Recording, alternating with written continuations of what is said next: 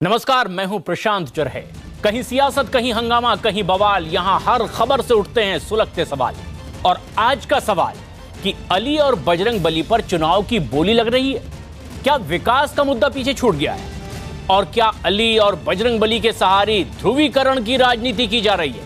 और यह सवाल इसलिए भी बेहद अहम है क्योंकि 2019 के इस चुनाव में राम के बाद अब हनुमान की भी एंट्री हो चुकी है। सहारनपुर में मायावती ने मुसलमानों को एकजुट होकर गठबंधन को ही वोट करने की अपील की थी, तो वहीं सीएम योगी ने भी 9 अप्रैल को मेरठ की सभा में कहा कि कांग्रेस, एसपी, बीएसपी को अली पर विश्वास है तो उन्हें बजरंग बली पर भरोसा है। और फिर क्या था, अली और बजरंग बली को लेकर नेता चुनावी दंगल में कूद पड़े। आजम खान ने तो अली और बजरंग बली को मिलकर एक नया शब्द ही बना दिया, बजरंग अली। मायावती और सीएम का अब मामला चुनाव आयोग भी पहुंचा, जहां से दोनों को फटकार भी लगी है और दोनों ने माफी भी मांग ली। लेकिन यह मामला तूल पकड़ता जा रहा है और इसीलिए सवाल यह है कि अली और बजरंग बली से आखिर किसको फायदा होगा? क्या अली और बजरंग बली को चुनाव में लाना जायज है? लेकिन पहले इस पूरे घटनाक्रम पर आप भी डालिए एक नजर। अब क्या हो रहा है? एक तरफ अली है, दूसरी तरफ बजरंग बली। बता, वोट मांगने का तरीका है अली और बजरंग बली का वोट मांगो, कब्रिस्तान और शमशान पर वोट मांगो। हमें अली भी चाहिए और बजरंग बली भी चाहिए।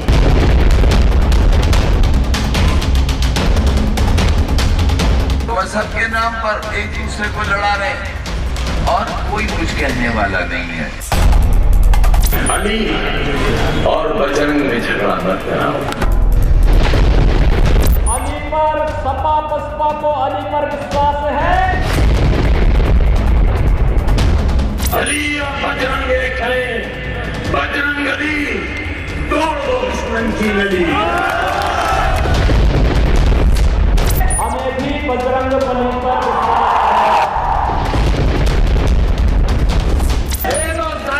बली,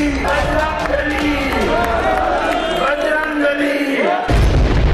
बजरंग बाण पर सियासत यहीं खत्म नहीं हुई। हमारे अली भी हैं और बजरंग बली भी हैं।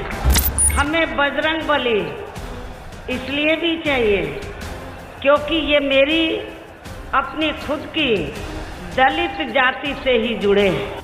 ये तो थी मायावती के बयान की लीला। अब जरा समाजवादी पार्टी के कद्दावर नेता आजम खान को भी सुन लीजिए। इन्होंने तो शमशान और कब्रिस्तान को भी चुनाव में घसीट लिया। एक तरफ अली है, दूसरी तरफ बजरंग बली। बता, वोट मांगने का तरीका है अली और बजरंग बली पे वोट मांगोगे, कब्रिस्तान और शमशान पर वोट मांगोगे। वैसे मायावती और आजम खान के बयानों पर बीजेपी ने भी जोरदार पलटवार किया है। खान के द्वारा हनुमान जी के बारे में इस प्रकार की टिप्पणी करना एक करोड़ों करोड़ हिंदुओं का अपमान करना है, आस्था को चोट पहुंचाना है। सवाल ये है कि चुनाव से पहले विकास विकास का शोर मचाने वाले नेताओं को अचानक चुनाव के वक्त क्या हो जाता है? और उससे भी बड़ा मुद्दा ये कि क्या इस विवादित बयान से वोट बैंक मजबूत हो जाता है? आज इसी पर होगी सबसे बड़ी बहस। चुनाव में शमशान, कब्रिस्तान और हनुमान। और हमारा आज का मुद्दा भी यही सुलगते सवाल में, क्या अली और बजरंग बली दिलाएंगे वोट? और आज के इस अहम मुद्दे पर बातचीत के लिए कुछ खास मेहमान भी हमारे साथ सीधे जुड़ रहे हैं। बीजेपी के प्रवक्ता हमारे साथ मौजूद हैं, के शर्मा साहब, स्वागत है आपका।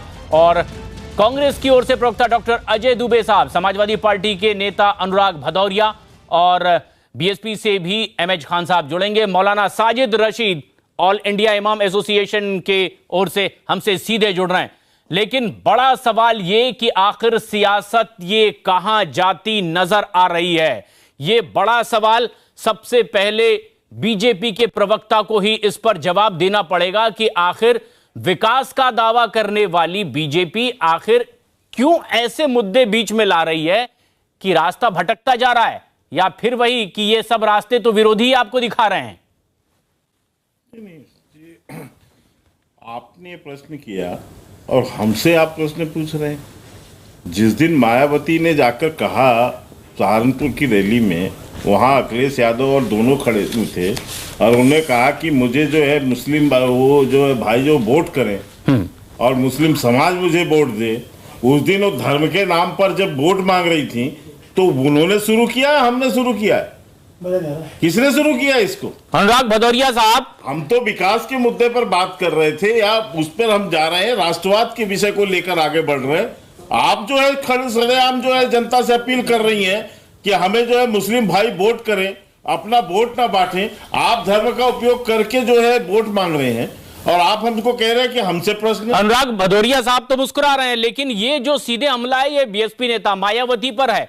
ऐसे में एमएच खान साहब, ये शुरुआत किसकी ओर से की गई थी? किसने कहा था कि मुसलमान एकजुट होकर के गठबंधन को वोट करें? शुरुआत जो करता है वही घेरे में आता है और वही बीजेपी आज कर रही है आपके साथ। देखिए, आपको शायद पूरा ज्ञान नहीं है इस मामले में। राजस्थान चलिए ना, राजस्थान के चुनाव में चलिए। ये बैठे बैठे भारतीय जनता पार्टी प्रवक्ता झूठ बोल रहे हैं। राजस्थान में सबसे पहले भारतीय जनता पार्टी ने कहा कि हमारे बजरंगबली, इनके अली। अरे तो राजस्थान में क्या 2017 में चले जाइए। दलित हैं। 2017 में मायावती मांग रही थी वोट मुसलमानों के नाम पर। बात सुनिए, तो उसको मांगिए, बताइए ना। बात सुनिए। और आप राजस्थान क्यों जा रहे हैं? उसके पहले जाइए ना। कहा हनुमान जी को आपने जाट कहा, हनुमान जी को आपने मुसलमान कहा। नहीं तो मुसलमानों के नाम पर वोट तो पहले भी मांगा, इसलिए हनुमान जी आपके साथ नहीं है। हनुमान जी उस समय भी नोटिस मिला है 2017 में उनको। अब दूसरा कोई वो कहा उसकी बात क्यों नहीं कर रहे हैं? तलाश करिए। आप मुसलमान करोगे बैठ के? बजरंगबली का जो है आप धर्म के नाम पर वोट मांगोगे, सांप्रदायिकता फैलाओगे और दूसरों को ज्ञान देने आए हो यहाँ पे। बताइए, बजरंगबली दलित है कि मुसलमान है? अरे ये इसका निर्णय करने वाले आप कौन हो? नरेंद्र मोदी जी ने उसको आप जो पहले मुसलमानों को वोट मांग रहे हो उसका जवाब दो। भगवान राम को तो छोड़ते नहीं, ये जो किसी राम को नहीं, किसी भगवान को नहीं छोड़ते। ये राम के भरोसे थे, अब हनुमान जी के भरोसे आए तो हनुमान जी को दलित बता दिया, मुसलमान बता दिया, पिछड़ा बता दिया। तो हमारे हो गए ना भगवान, हमारे हो गए हनुमान जी। तुम्हारे पास अब कोई भगवान नहीं है कि जो तुम्हारे बचाने आएंगे। यही होता है, अगर ये चर्चा निकलती है तो फिर वो दूर तक चले जाती है, वो सफ़े फिर पलटाए जाते हैं, फिर अतीत के पन्ने पलट कर देखने की कोशिश होती है, जवाब वहां से भी मांगा जाता है।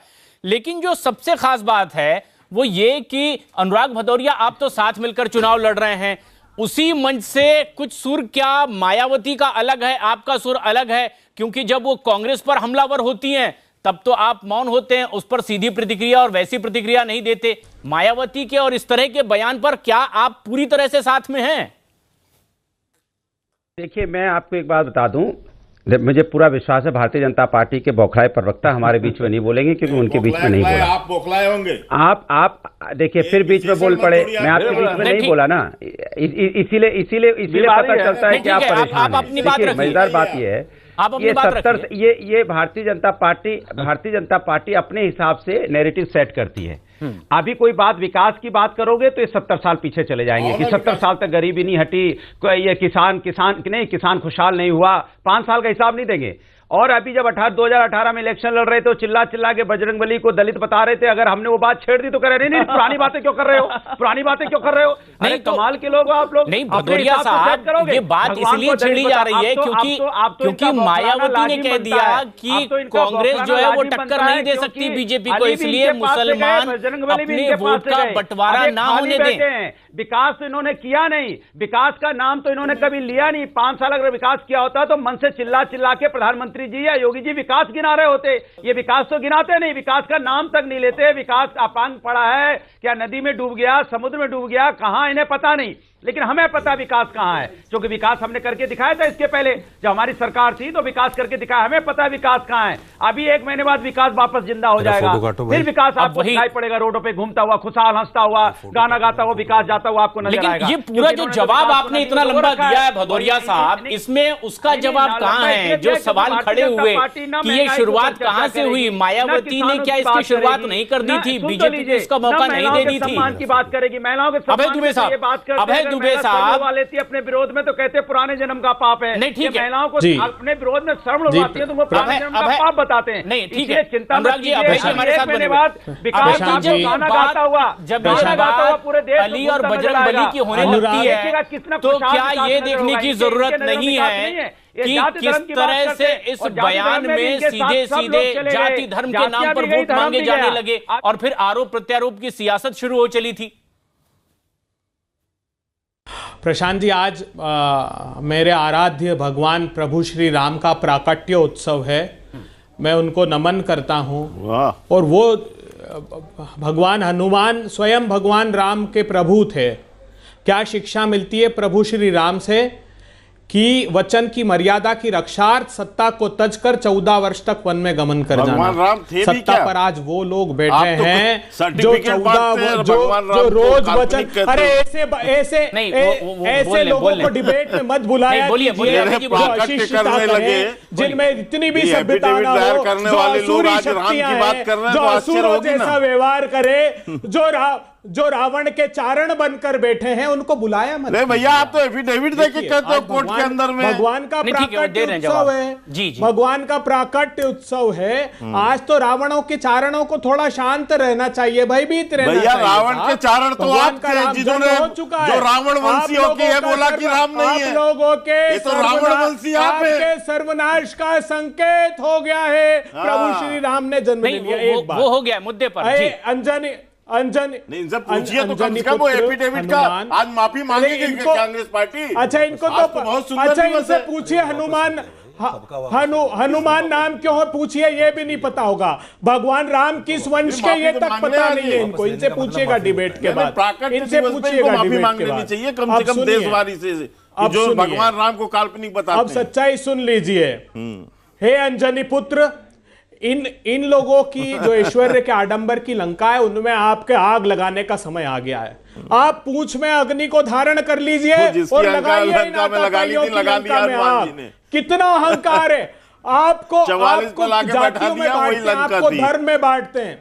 आदित्यनाथ ने कान में इनके बुक्कल नवाब को कह दिया कि बता दो हनुमान जी को मुसलमान, उन्होंने मुसलमान बता दिया। खुद ने दलित, अरे जरा भी शर्म रह गई है। शिव जी के 11वें रुद्र अवतार हैं हनुमान, भगवान हनुमान। वो कण कण में व्याप्त हैं, उनको जाति धर्म भाषा भूषा भेषज में बांटते हैं, जरा भी शर्म नहीं। अरे सत्ता आनी जानी है, चिरस्थाई नहीं है, ध्यान कर लीजिएगा। रावण को भी यही अहंकार था। नाना विधि कही कथा सुहाई, राजनीति भय प्रीत दिखाई। राजनीति से भय से प्रीत से रावण ने माता सीता का हरण किया था। हर किसी के पास सवाल है दूसरे से पूछने के लिए, बजाय इसके कि उसके पास कोई जवाब हो जो जनता देखना और सुनना चाहती है। मौलाना साजिद राशिदी साहब, इस तरह की बात जबकि अली और बजरंगबली अब चुनावी मैदान में नजर आने लगे हैं और कोई भी राजनीतिक दल ऐसा अछूता नहीं दिख रहा है जो अपने अपने नफे नुकसान से इसका इस्तेमाल ना करना चाहता हो।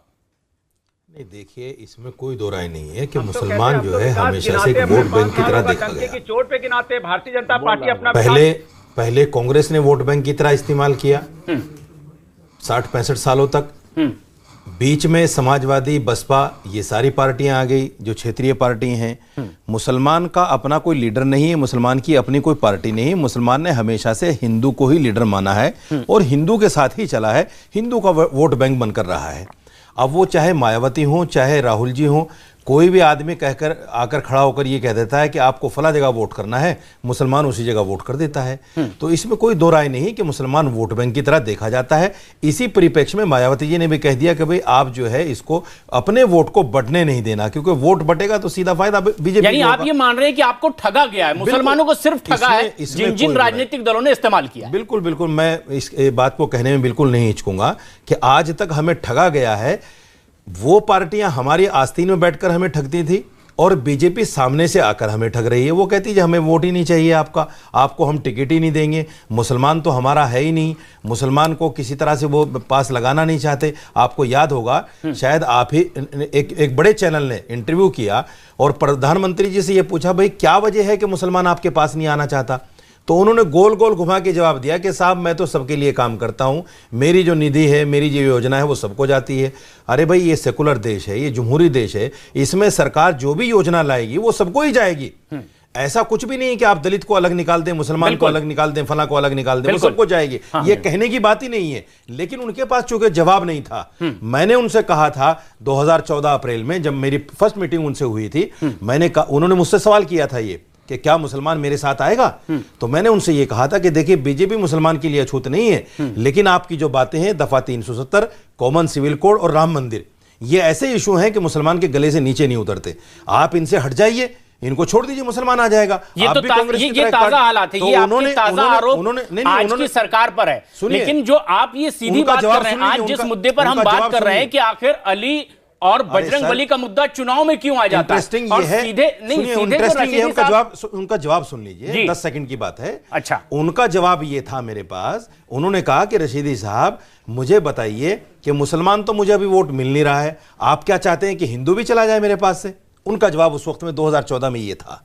तो आज भी बीजेपी की यही रणनीति है कि मुसलमान को अगर गले लगा लिया तो हिंदू वोट इसके पास से खिसक जाएगा। यही रणनीति कांग्रेस अपना रही है, यही रणनीति अब समाजवादी अपना रही है, यही रणनीति मायावती अपना रही है। ये लोग मुसलमानों के महलों में जो है कैंपेनिंग के लिए नहीं जाते, मुसलमानों को टिकट नहीं देते, मुसलमानों को अपने स्टेज पर नहीं बिठाते, इसलिए कहीं हिंदू वोट ना भाग जाए। यानी मुसलमान हिंदुस्तान में अछूत बनकर रह गया तमाम पार्टियों के लिए। वोट तो हम इनको दें, लेकिन ये हमें गले ना लगाएं, हमें पास ना बिठाएं। इनको शर्म नहीं आती कि हम भी हिंदुस्तान का हिस्सा हैं। पहला जवाबदेही आपकी बनती है क्योंकि आप सत्ता में हैं, और क्या ये इस तरह के अगर आरोप सही हैं तो ये ठीक बात है? देखिए प्रशांत जी, जो रशीदी साहब ने बोला उसमें 2-3 बातें बड़ी प्रधानमंत्री तो मस्जिद जा रहे हैं 5 साल से, इन्होंने बिल्कुल ठीक कहा कि 70 सालों तक इनको वोट बैंक पे ही बनाकर रखा गया, और वोट बैंक के रूप में ही इनको कांग्रेस और अन्य दलों ने यूज किया। लेकिन मैं रशीदी साहब आपसे ये पूछना चाहता हूं कि आप एक अच्छी पढ़ी लिखी कौम है, समझदार कौम है, आप क्यों वोट बैंक बन गए? आप वोट बैंक बन के इनके नीचे क्यों, किस लालच पर खड़े रहे? इसीलिए ना, जो आपके साथ जो लालच किया गया, जब हम कहते हैं सबका साथ सबका, बिल्कुल सही कहा, जो भी योजनाएं बनती हैं वो सबके लिए बनती है। लेकिन सुन लीजिए, आप शाहनवाज इतना कद्दावर नेता बीजेपी में, आप टिकट काटे बैठे हैं, बात सुनो, आपने मुख्तार को टिकट नहीं दिया, आपके दो बड़े चेहरे हैं, आप ही क्या कर रहे हैं? मैं आपके ही पक्ष की एक बात बताइए ना, आप क्या कर रहे हैं मुसलमान के साथ में?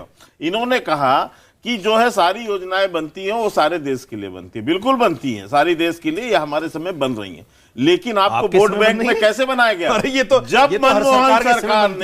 जब मनमोहन सरकार खड़ी होकर कहती है कि देश के संसाधन में पहला अधिकार मुसलमानों का है, माइनॉरिटी बोला था, माइनॉरिटीज का है, या जो है समाजवादी पार्टी कहती है कि हर थाने में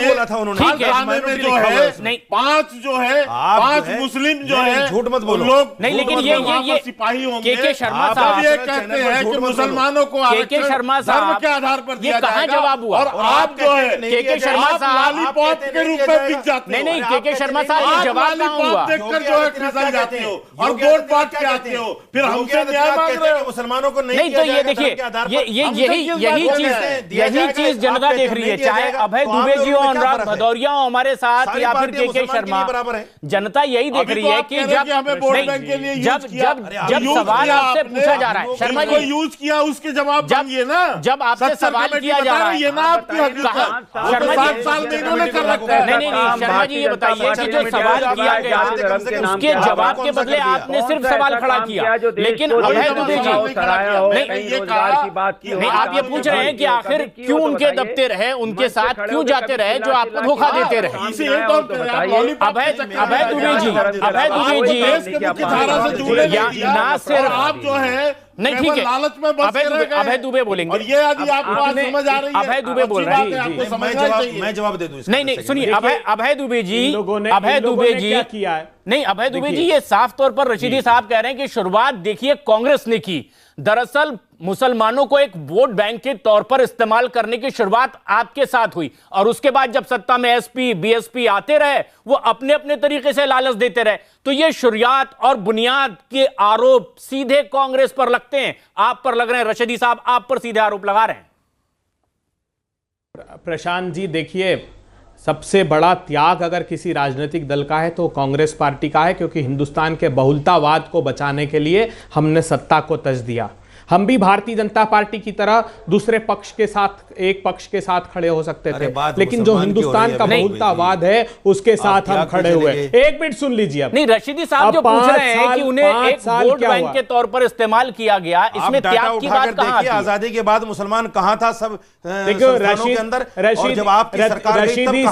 रशीदी साहब अगर ये बात कहते हैं तो भाजपा के प्रवक्ता की तरह लगते हैं। भाजपा जो सारे उसी भावना को पुष्ट करने को बैठे हैं। अगर मैं आपकी बात करूं, मैं ये कहूं सुन लीजिए, पॉलिटिकल पार्टी अगर मैं किसी और की बात करूं, वो कहेंगे समाजवादी की मैं तो अछूत हो गया। इनकार कर रहे हैं आप किस बात से कि रशीदी साहब बीजेपी के प्रवक्ता के तौर पर बोल रहे हैं? मैं जिस बात को बोल रहा हूं वही सवाल खड़े कर रहे हैं, समाजवादी पार्टी पर भी, बीएसपी भी, लेकिन सबसे पहले कांग्रेस पर लगाना चाहती। एसपी बीएसपी हमसे बच रही है तो हम तो अछूत हो गए ना देश के अंदर। प्रशांत जी सिर्फ क्या स्टूडियो बेस्ड नहीं, बोलिए स्टूडियो बेस्ड अभय दुबे जी बोलिए, रखिए, अभय दुबे जी बोलिए, चुप कराइए, बोलिए अभय दुबे जी बोलिए, चुप कराइए 5 मिनट जरा, बोलिए अभय दुबे जी। आप सवाल लेकिन वही कि कांग्रेस ने क्यों वोट बैंक के तौर पर इस्तेमाल किया? जवाब तो मेरा होगा ना जी, जवाब तो मेरा होगा, मुझे देने दीजिए।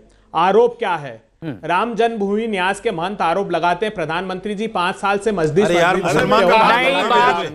देखिए इनके प्रमुख नेता को मुसलमान मुख्तार अब्बास नकवी, आप इतने वरिष्ठ नेता हैं, ये बताओ मुद्दा देखिए अभय जी, मुद्दा ये है अली बजरंग बली क्यों चुनाव में आ गए, बाकी के मुद्दे गौण क्यों हो गए? रशीदी साहब सीधे आरोप लगाते हैं कि दरअसल मुसलमानों को वोट बैंक के तौर पर इस्तेमाल किया गया है। मुद्दे की बात ये है, आप इस पर आइए ना, बाकी की चीजें सबको पता है। अबे दुबे एक शेर सुन लीजिए, तो इधर उधर की ना बात कर, ये बता कि काफिला क्यों लूटा? अरे हाँ, मुझे रज़नों से गिला नहीं, तेरे रहबरी का सवाल है। ये तो है ही हमारे दुश्मन, इनसे क्या बात करें आप बताइए जो हमारे दोस्त। देखिए वो राशिदी साहब से अगर हम फिर बुलवाएंगे तो ये पूछने लगे कि काफिला क्यों लूटा, ये भी बताइए। तो उनका एक सवाल अब 2 सवाल में तब्दील हो चुका है।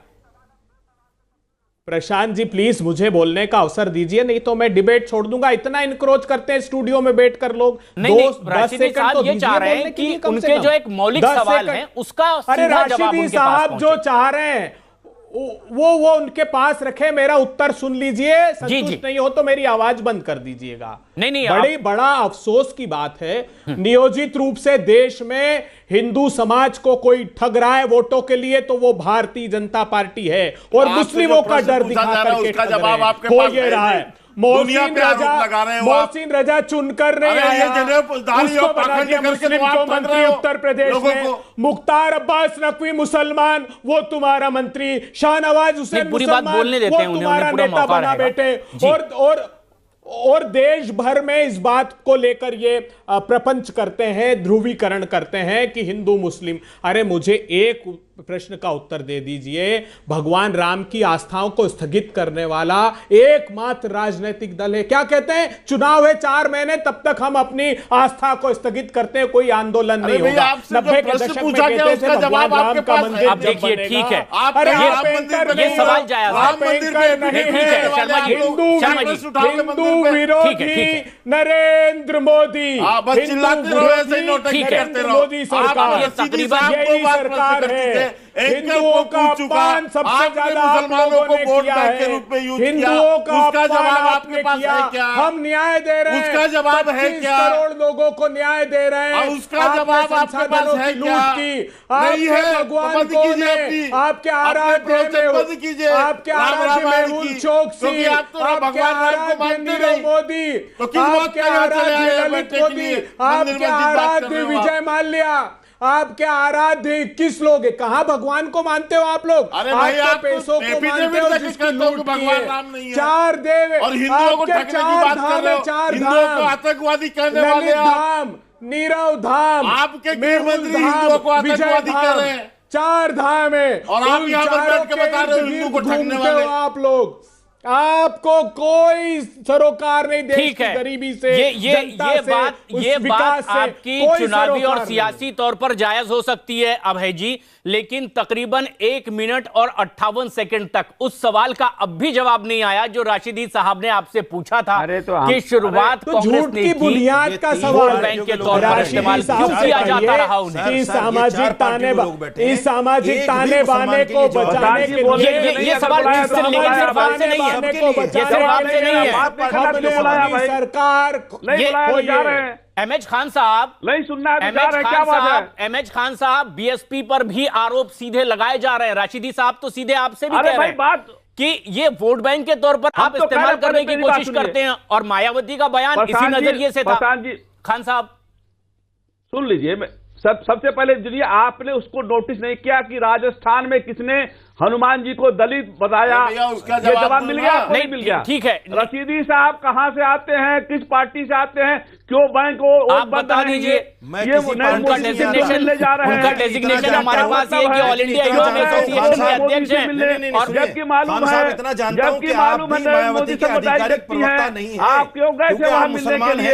आपको सपा से भी शिकायत, आपको बसपा से शिकायत, आपको कांग्रेस से शिकायत, आपको भाजपा से शिकायत नहीं है। मुसलमान की हैसियत ये है कि हमें तो हर पार्टियों के लिए गाना गाना पड़ेगा। चले जाइए आप, जैसे आप गा रहे हैं बैठकर, वही चले जाइए आप। हमारी हैसियत तो ये, हमारी हैसियत कुछ भी नहीं है। आप सच्चाई को नहीं बोलना चाहते, कई जगह नहीं मिलेगी। आप सच्चाई को नहीं बोलना चाहते।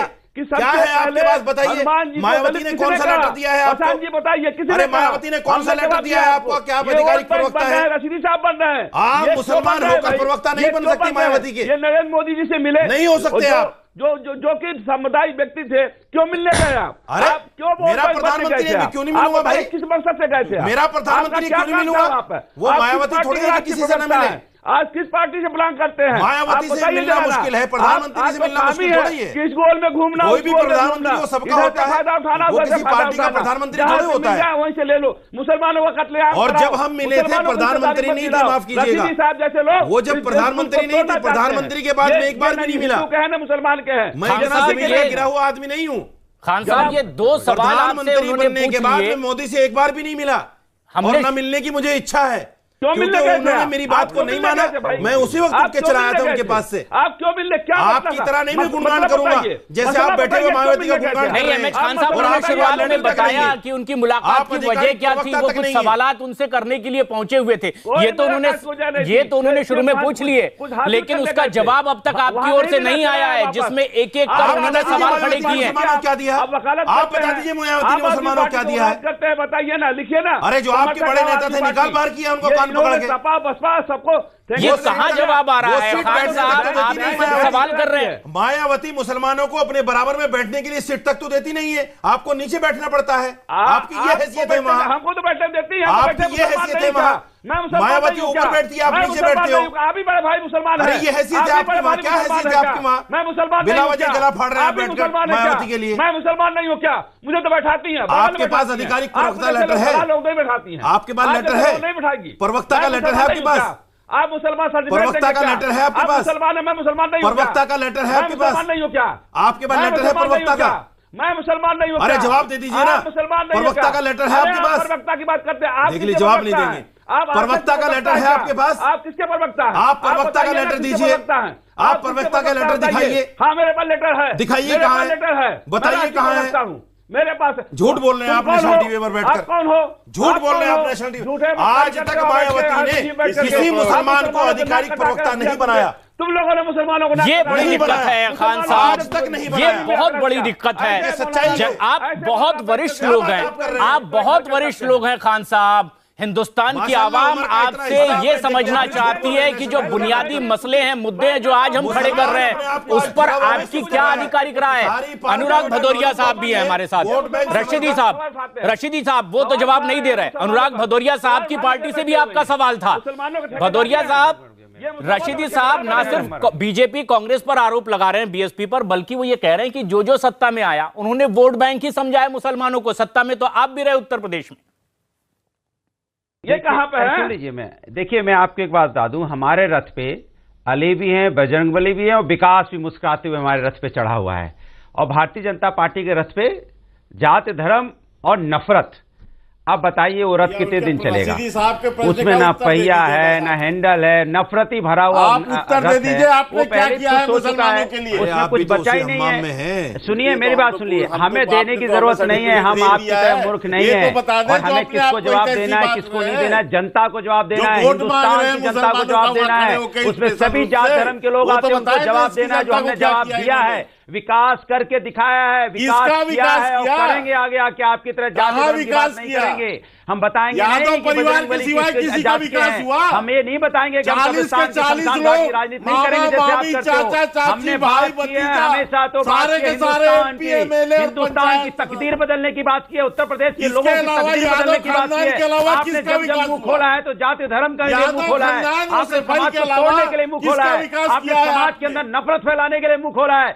आपकी हिम्मत नहीं पड़ती 5 साल का काम गिनाने की। आज 5 साल बाद भी आप उसी पे टिके हो जो आप यहाँ से 2014 में शुरू हुए थे। 2014 में जो आप बोलते थे 2019 में आप यही बोल रहे हो। आप तो एक इंच भी नहीं चल पाए, जहाँ चले तो वहीं खड़े हो। जो आप 2014 में चिल्लाते थे 2019 में चिल्ला रहे, इसके मतलब आपको बोलने के लिए कुछ नहीं है। हमारे पास आज बोलने को है। 5 साल की सरकार थी तो मैं काम गिना सकता हूँ और डंके की चोट पे मेट्रो हमने बनाया, मैं बता सकता हूँ। डंके की चोट पे एक्सप्रेस वे हमने बता सकता हूँ और डंके की चोट पे लैपटॉप हमने दिए बच्चों को बता सकता हूँ और मैं बता सकता हूँ कि हमने 52 डिस्ट्रिक्ट को हमने 4 लाइन से जोड़ा बता सकता हूँ। समाजवादी पेंशन दिए बता सकता हूँ, बेरोजगारी भत्ता दिए बता सकता हूँ, 1009 महिलाओं के सम्मान के लिए बता सकता हूँ, अनुराग भदौरिया साहब के लिए बता सकता हूँ।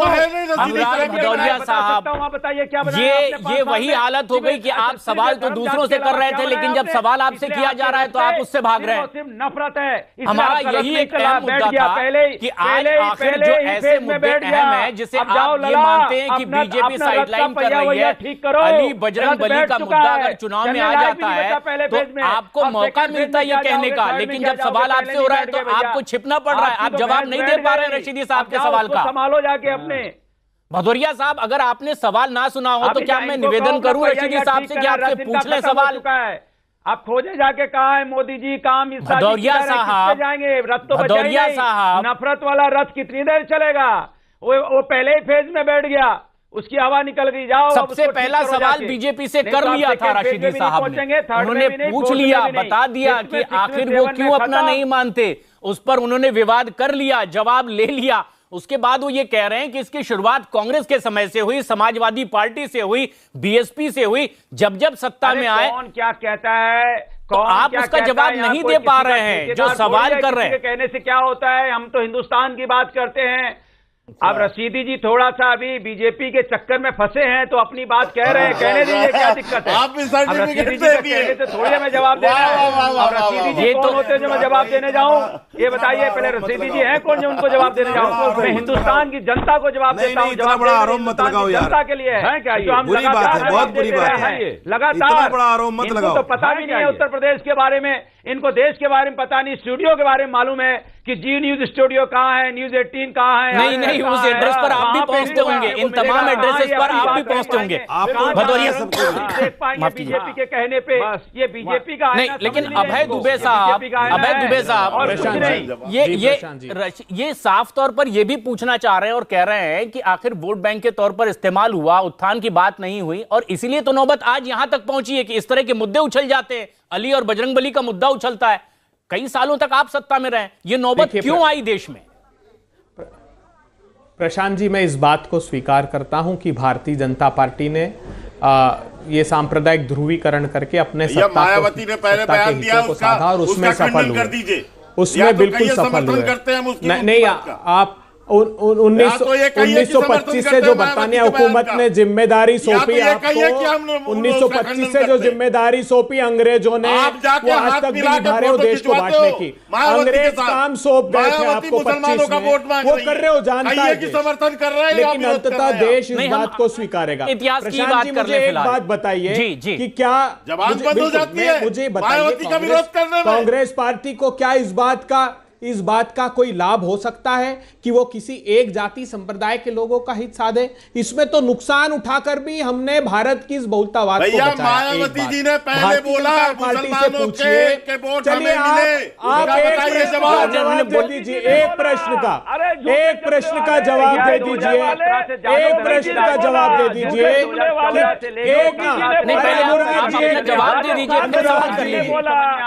दीजिए, अनुराग जी एक सेकंड, खान साहब एक मिनट, अभय दुबे जवाब दे रहे हैं। अनुराग जी, अभय दुबे जवाब दे रहे हैं जी, एक सेकंड अभय जी अपना जवाब दे रहे हैं। एक प्रश्न एक प्रश्न सिर्फ पूछ लीजिए भारतीय जनता पार्टी से, एक हिंदू हित का काम बताते। सत्ता तो 98 से 2004 और अभी फिर वापस 5 साल सत्ता ली है।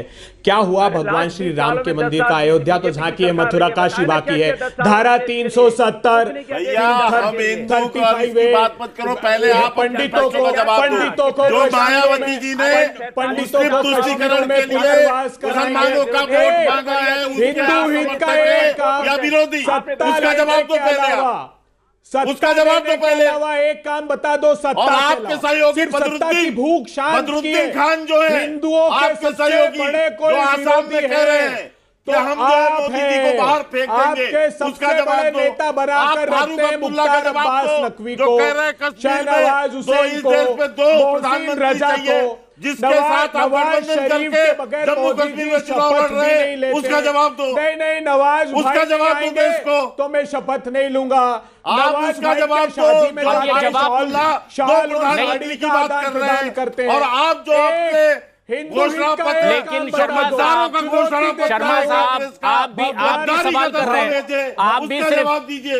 शर्मा जी आप भी सवाल करते रहेंगे, अभय जी सिर्फ आप भी सवाल करेंगे, खान साहब भी सवाल करेंगे और भदौरिया ही सवाल करेंगे, तो जनता क्या करेगी? जो जवाब जानना चाहती है आप जैसे राजनीतिक दलों से, जिम्मेदार राजनीतिक दलों से, वो कहां जवाब दे रहे हैं अब तक के? क्या फिर इस तरह के मुद्दे मैदान में क्यों आ जाते हैं? जनता के मुद्दे कहां में आ जाते हैं? इसके लिए कौन जिम्मेदार है? असल मुद्दे अगर छुपा लिए गए तो किसकी वोट में छुपा लिए गए? किसका फायदा होता है ऐसा करके? तमाम राजनीतिक दल इसी तरह की बात आखिर क्यों करते हैं? सरकार से मांगेंगे जवाब तो किससे मांगेंगे? राजनीति में आए हैं तो ये तो अजीब सी बात है। कबीरदास की उल्टी बानी, बहुत आखिर में राशिदी साहब, बहुत नेक सवाल आपका ये था कि आखिर इस तरह के मुद्दे जब मैदान में आते हैं तो जनता के मुद्दे दब जाते हैं और हर वो शख्स जिम्मेदार है, हर वो राजनीतिक पार्टी जिम्मेदार है जो सत्ता में रही थी, और जनता अभी भी इंतजार कर रही है कि ये जिम्मेदार राजनीतिक दल इसका जवाब देंगे और फिर उस पर फैसला जो जनता करेगी उसका फैसला 23 तारीख को दिखाई भी देगा। फिलहाल आप तमाम मेहमानों का बहुत बहुत शुक्रिया। ताजा खबरों के लिए देखते रहिए News 18 इंडिया।